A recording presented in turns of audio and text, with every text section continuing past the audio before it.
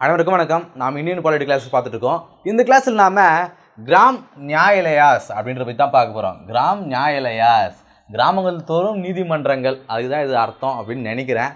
So இது எதுக்காக உருவாக்குனாங்க அப்படின்னா, இந்த நாட்டில் இருக்கக்கூடிய ஒவ்வொரு குடிமகனுக்கும் அவனுக்கான நீதி அப்படிங்கிறது அவனுடைய டோர் ஸ்டெப், அவனுடைய வீட்டு வாசலுக்கே கொண்டு போய் அவனுக்கு கிடைக்கணும். அதுதான் அந்த ரீசனுக்காக கொண்டு வரப்பட்ட ஒரு திட்டம் தான் இந்த கிராம் நியாயாலயாஸ் அப்படிங்கிறது.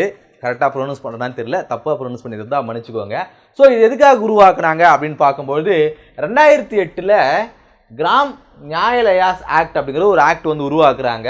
இந்த ஆக்ட் மூலமாக என்ன சொல்கிறாங்க அப்படின்னா, justice to their door step, ஒவ்வொரு நாட்டில் இருக்கக்கூடிய ஒவ்வொரு குடிமகனுக்கும் அவனுடைய வீடு வாசல்லையே அவனுக்கான நீதி அப்படிங்கிறது கிடைக்கணும். ஒரு கிராமத்தில் இருக்கக்கூடிய ஒரு குடிமகனுக்கு அவனுக்கு ஏதோ ஒரு நீதி கிடைக்கணும் அப்படின்னா அதுக்காக ஒரு குறிப்பிட்ட தொலைவு கடந்து ஏதோ ஒரு சிட்டியில் இருக்கக்கூடிய ஒரு கோர்ட்டில் அவன் கேஸ் ஃபைல் பண்ணி அவனுக்கான நியாயத்தை பெறதை விட அவனுடைய கிராமத்திலேயே அவனுக்கான நியாயத்தை அவனுக்கு பெற்றுக் கொடுக்கணும்.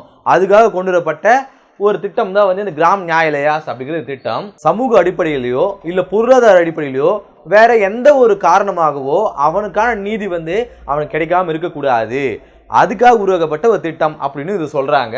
இது உருவாகிறதுக்கான ரீசன்ஸ் என்ன? நம்ம முன்னாடியே பார்த்த இந்த விஷயங்கள்லாம் தாண்டி சோஷியலாக அவனுக்கான நீதி கிடைக்காமல் இருக்கக்கூடாது, அவன் ஏழன்றதுக்காக அவனுக்கு நீதி கிடைக்காமல் இருக்கக்கூடாது, அவன் வேற ஒரு கம்யூனிட்டி, அதே போல் அவன் வேற கேஸ்ட் அப்படிங்கிறதுனாலையும் அவனுக்காக நீதி கிடைக்காமல் இல்லாமல் அவனுக்காக நீதி கிடைக்கணும். இதெல்லாம் ஒரு ரீசன். இது மட்டும் இல்லாமல் வேற சில ரீசன்ஸும் சொல்கிறாங்க. எதுக்காக இந்த கிராம் நியாயாலயாஸ் உருவாகிறதுக்கான வேற சில ரீசன்ஸ் என்னென்ன? ஆர்டிகல் 39A, ஆர்டிகல் 39Aல கான்ஸ்டியூஷன் என்ன சொல்லுது அப்படின்னா, ஸ்டேட் ஷுட் கிவ் ஃப்ரீ லீகல்னு சொல்கிறாங்க. ஒவ்வொரு நாடும், இந்த இடத்துல ஸ்டேட் அப்படிங்கிறது இந்தியன் கவர்மெண்ட். ஆர்டிகல் 12 என்ன சொல்லுது, ஸ்டேட்டுக்கான டெஃபினேஷன் என்னன்னு சொல்லிட்டு ஆர்டிகல் 12 சொல்லுது. அதுக்காக ஒரு கிளாஸ் நடத்திருக்கேன், அதை போய் பாருங்க.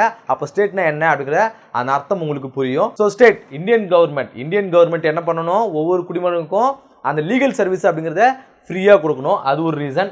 அடுத்ததா 114 லா கமிஷனும் இந்த மாதிரியான கிராம் நியாயாலயாஸ் வேணும் அப்படின்னு சொல்லிட்டு இந்த லா கமிஷன் பரிந்துரை பண்ணியிருக்கோம். ஸோ இதன் பேரில் இந்த கிராம் நியாயாலயாஸ் உருவாக்கியிருப்பாங்க. இதோடைய ஃபீச்சர்ஸ் என்ன, சிறப்பு கூறுகள் என்னன்னு பார்க்கும்போது, எவ்ரி பஞ்சாயத்து, ஒவ்வொரு பஞ்சாயத்துலையும், அதே போல் இன்டர்மீடியட் லெவல், ஒரு பஞ்சாயத்துலேருந்து மேலே இருக்கக்கூடிய அந்த இன்டர்மீடியட் லெவல் எல்லா இடங்களையும் அந்த கிராம் நியாயாலயாஸ் உருவாக்கணும் அப்படிங்கிறது தான் இதோடைய ஃபீச்சர்ஸ் அப்படின்னு சொல்கிறாங்க. அதே போல் இதில் யார் இருப்பாங்க அப்படின்னு பார்க்கும்போது, ஒரு judicial magistrate, first class judicial magistrate இதில் இருக்கணும். அவரோட ஒரு ப்ரிசைடிங் ஆஃபீஸரும் இந்த அமைப்பில் இருக்கணும் அப்படின்னு சொல்கிறாங்க. இந்த ப்ரிசைடிங் ஆஃபீஸர் தான் நியாய அதிகாரி அப்படின்னு சொல்லுவாங்க. ப்ரிசைடிங் ஆஃபீஸர் யார் சொல்லுவாங்க? நியாய அதிகாரி. ஒரு ஜுடிஷியல் மேஜிஸ்ட்ரேட் இருப்பார், ஃபர்ஸ்ட் கிளாஸ் ஜுடிஷியல் மேஜிஸ்ட்ரேட் இருப்பார். அதன் பிறகு அதில் ஒரு ப்ரிசைடிங் ஆஃபீஸர் இருப்பார், ஒவ்வொரு கிராம் நியாயாலயத்தையும் அப்படின்னு பார்க்குறோம். இவங்களை யார் அப்பாயிண்ட் பண்ணுவாங்கன்னு பார்க்கும்போது ஸ்டேட் தான் அப்பாயிண்ட் பண்ணுவாங்க, வித் கன்சல்டேஷன் ஆஃப் ஹைகோர்ட். ஹைகோர்ட்டுடைய கன்சல்டேஷன் அடிப்படையில் இவங்க 2 பேர் ஸ்டேட் கவர்மெண்ட் அப்பாயிண்ட் பண்ணோம். இவங்க சிவில் கேசஸையும் அட்டன் பண்ணுவாங்க, அதே போல் கிரிமினல் கேசஸையும் அட்டன் பண்ணுவாங்க. யார்? இந்த கிராம் நியாயாலயாஸ் அப்படிங்கிறவங்க. இந்தியன் எவிடன்ஸ் ஆக்ட் 1872 உருவான இந்தியன் எவிடன்ஸ் ஆக்ட் அப்படிங்கிற இந்த எவிடன்ஸ் ஆக்ட் இதுக்கு கட்டுப்பட வேண்டிய அவசியம் கிடையாது. ஒரு வழக்கு நடக்குது, ஸோ அது தொடர்பாக எவிடன்ஸ், என்னென்ன மாதிரியான எவிடன்ஸ் அரசாங்கம் அந்த கோர்ட் ஏற்றுக்கணும் அப்படிங்கிற மாதிரியான அந்த ப்ரொசீஜர், அந்த லாஸ் இருக்குது இல்லையா, எதில் கொடுத்துருப்பாங்க? இந்தியன் எவிடன்ஸ் ஆக்ட் கொடுத்துருப்பாங்க. இதை இந்த கோர்ட் கடைபிடிக்க வேண்டிய அவசியம் கிடையாது. ஸோ அதுதான் இங்கே சொல்கிறாங்க. அது பிறகு நியாய அதிகாரி, இங்கே சொன்ன இந்த ப்ரிசைடிங் ஆஃபீஸர் அப்படிங்கிறவர், இவருடைய பவர் அப்படிங்கிறது இந்த மேலே இருக்கக்கூடிய இந்த ஜுடிஷியல் மேஜிஸ்ட்ரேட்டுக்கு ஈக்குவலான பவர் இருக்கணும். அவருக்கு என்ன சேலரியோ, இந்த ஜுடிஷியல் மேஜிஸ்ட்ரேட்டுடைய சேலரி என்னவோ அதே சேலரி தான் இந்த நியாய அதிகாரிக்கு இருக்கணும்னு சொல்கிறாங்க. இவங்க 2 பேருக்கு சேம் பவர் அப்படின்னு சொல்கிறாங்க.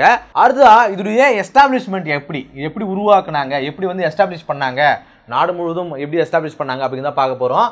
ஸோ மெஜாரிட்டியான ஸ்டேட்டில் இதை செட்டப் பண்ணிட்டாங்க, தாலுக் லெவலில் மட்டும்தான் இதை செட்டப் பண்ணிக்கிறாங்க. இவங்க என்ன சொன்னாங்க, ஒவ்வொரு கிராமந்தோறும் இந்த பஞ்சாயத்து லெவல்லையே இந்த கிராம் நியாயாலயத்தை கொண்டு வரணும் அப்படின்னு சொன்னாங்க. ஆனால் இது வரைக்கும் தாலுக் லெவலில் தான் கொண்டு வர முடியுது, அதுவும் பெரும்பாலான மாநிலங்களில் மட்டும் தான் அது கொண்டு வர முடிஞ்சது அப்படின்னு சொல்கிறாங்க.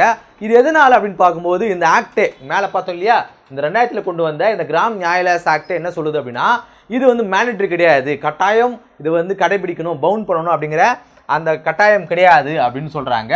Not mandatory. சரிங்களா? அடுத்ததா 2013 ஒரு கான்ஃபரன்ஸ் உருவாக்குறாங்க. ஒரு கான்ஃபரன்ஸ் அட்டெண்ட் பண்ணுறாங்க. இதில் யாரெல்லாம் இருக்கிறாங்க? எல்லா ஸ்டேட்டுடைய சிஎம் இருக்காங்க, ப்ளஸ் ஹைகோர்ட்ஸுடைய ஜட்ஜஸ் இருக்காங்க, சீஃப் ஜஸ்டிஸ் இருக்காங்க. ஒவ்வொரு ஹைகோர்ட்டுடைய சீஃப் ஜஸ்டிஸும் இதில் வந்து பார்ட்டிசிபேட் பண்ணுறாங்க. இந்த கான்ஃபரன்ஸ் என்ன வந்து முடிவு பண்ணுறாங்க அப்படின்னா, இந்த கிராம் நியாயாலயாஸ் அப்படிங்கிறத ஒவ்வொரு தாலுக்கா லெவலையும் தான் நம்மளால் எஸ்டாப்ளிஷ் பண்ண முடியும். கிராமம் தோறும் பஞ்சாயத்து லெவலில் நம்மளால் எஸ்டாப்ளிஷ் பண்ண முடியாது. வேணும்னா தாலுக் லெவலில் எஸ்டாப்ளிஷ் பண்ணலாம். ஆனால் அங்கேயுமே ஒரு தாலுக்கில் ரெகுலர் கோர்ட் இல்லை அப்படின்னா அங்கே எஸ்டாப்ளிஷ் பண்ணலாம். இன்கேஸ் அந்த தாலுக்கில் ரெகுலர் கோர்ட் இருந்துச்சு அப்படின்னா அங்கே எஸ்டாப்ளிஷ் பண்ண தேவையில்லை அப்படின்னு சொல்லிட்டு அந்த கான்ஃபரன்ஸ் வந்து முடிவு பண்ணுறாங்க. இந்த கிளாஸ் இல்லாமல் கிராம் நியாயாலயாஸ் அப்படிங்கிற ஒரு கோர்ட்டு, ஒரு கைண்ட் ஆஃப் கோர்ட்டு தான் நாம் இந்த கிளாஸில் பார்த்தோம். அடுத்த கிளாஸ் சந்திப்போம். நன்றி.